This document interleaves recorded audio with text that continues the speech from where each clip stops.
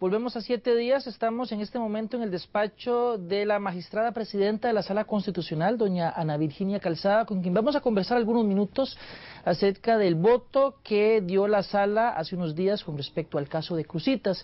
Muchas gracias por atendernos, doña Ana Virginia. Encantada, Rodolfo. Doña Ana Virginia, la primera consulta, ¿por qué declaran sin lugar cerca de 17 recursos contra el proyecto Cruzitas? Bueno, analizados todos los aspectos que los recurrentes estaban reclamando en los recursos, en los diferentes recursos, muchas eran peticiones que eran coincidentes.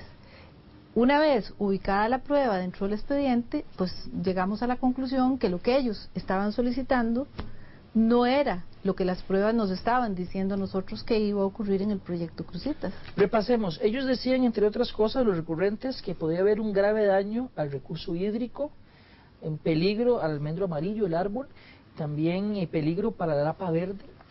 ¿Hay o no hay daño para estas especies en ese proyecto? Bueno, vamos a ir poco a poco.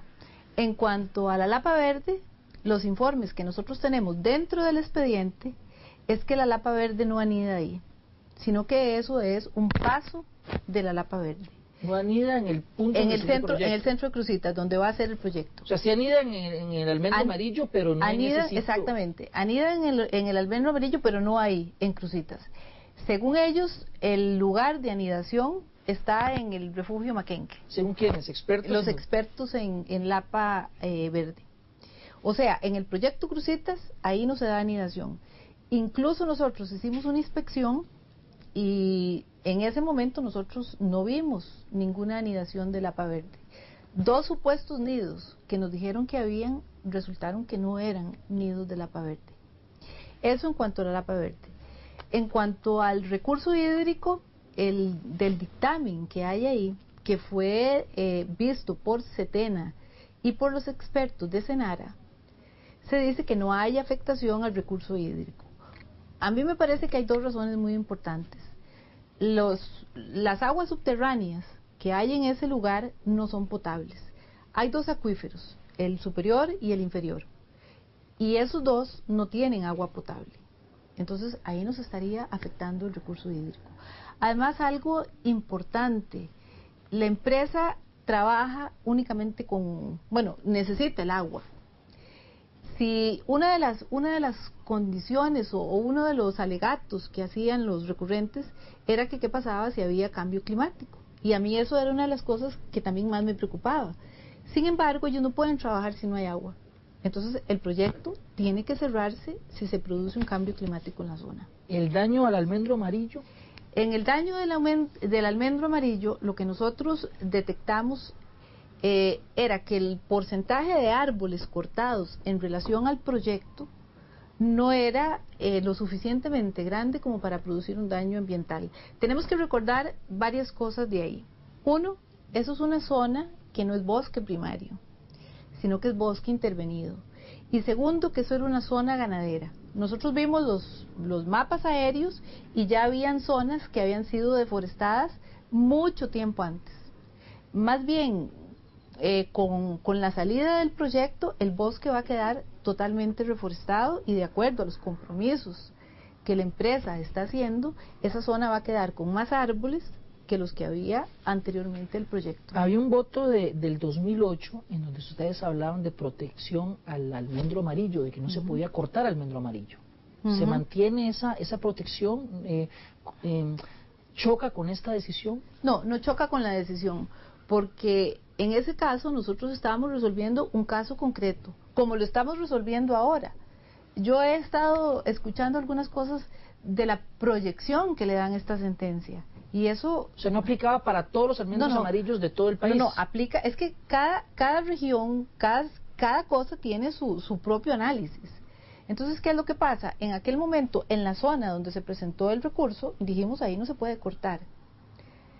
En este caso, como le digo, había parches ya incluso muy grandes de árboles cortados, no de ahora, sino de mucho tiempo antes, porque era zona ganadera, era zona que la gente, los nativos del lugar, utilizaban para ganadería. Entonces ya muchos árboles estaban cortados. Siempre se ha hablado del peligro del cianuro, que es un veneno que se vierte sobre la tierra en alguna medida.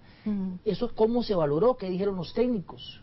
¿Qué consideraron ustedes? Bueno, en proyectos anteriores que nosotros habíamos analizado el tema, el lavado del oro, la utilización del cianuro era a cielo abierto, o sea, el agua estaba a cielo abierto.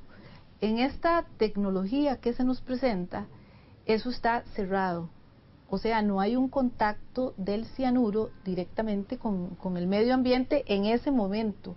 De ahí sale eso lavado y pasa a la laguna de Relaves. Es una tecnología totalmente diferente, mucho más avanzada, que se van a producir daños ambientales. Se van a producir daños ambientales, es lógico. Toda actividad en la cual usted toque el medio ambiente se producen daños ambientales. La construcción de un edificio, la construcción de una casa, cualquier cosa, cualquier actividad produce ese daño ambiental. Pero, ¿qué es lo que nosotros valoramos en este caso? Bueno, si la tecnología va a producir un daño ambiental que es compensable además con los beneficios que va a tener la comunidad con el proyecto Cruzitas, son daños que se pueden revertir, que la contaminación, de acuerdo a los estudios, que eso es muy importante, Rodolfo, de acuerdo a los estudios que nosotros tenemos, la contaminación que se va a producir es prácticamente nula, porque se hablaba de porcentajes del 2-3% de contaminación de aguas, eso es muy bajo. Pues esto nos llevó a la conclusión de que el proyecto cumplía todos los requisitos ambientales, avalados por CETENA y avalados por SENARA. Hoy una entrevista que hizo la directora de Telenoticias, Pilar Cisneros, a uno de los recurrentes, dijo que, sobre todo en los últimos meses, pero que ya hace bastante rato, todos los votos de la sala en esos temas eran pro natura, muy a favor del ambiente, que en este caso se da un giro de 180 grados. Mire, eso no es cierto. Así como se ha dicho eso, se han dicho otras cosas, como que nosotros con el voto abrimos la minería a cielo abierto. Eso no es cierto. Este es un caso concreto. Los votos de la sala van a seguir siendo, yo pienso, protectores hacia el medio ambiente. Es un derecho fundamental. Y si usted lee, solo leer el por tanto de la sentencia, porque todavía el desarrollo de la sentencia no puede leerse, pero en el por tanto de la sentencia nosotros ponemos una serie de condiciones para la viabilidad del proyecto. Y le encargamos a la comisión que debe establecerse y al regente ambiental que tengan un resguardo efectivo de que el proyecto se está haciendo como debe hacerse y que no se están produciendo daños ambientales. ¿Qué pasa si se produce un daño ambiental? Tienen que comunicarlo inmediatamente para que SETENA tome las medidas correspondientes. Mucha gente está diciendo que la sala o los magistrados de la sala saben de derecho pero que no saben de ambiente. ¿Cuántas personas fueron consultadas en este caso? Y si faltaron algunos técnicos, ¿ustedes sienten que faltaron técnicos o voces que deben de ser escuchadas en este tema? Mire, yo creo que ha sido uno de los casos donde nosotros hemos tenido más criterios técnicos.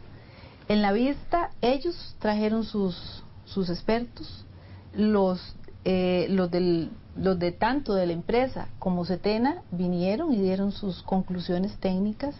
Por nuestro lado se pidieron algunos informes técnicos, incluyendo un estudio del Opsicori de un posible terremoto que decían los recurrentes que se podía presentar en la zona. Todo esto fueron elementos que nos ayudaron a tomar la decisión.